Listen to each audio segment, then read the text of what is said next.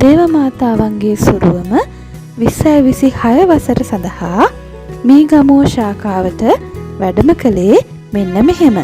ඉතින් මේ මැයි මාසයේ මැයි මංගල්‍යයේදී සිදුවෙච්ච දේවමාතාවන්ගේ ශුද්ධ වූ පිළිලුව වැඩම කිරීම සහ ආශිර්වාදාත්මක දේව මෙහෙය ඉතාම සාර්ථක අයුරින් මීගමුව සන්දීපා ශාඛාවේදී පැවැත්වුණේ මෙන්න මෙහෙමයි.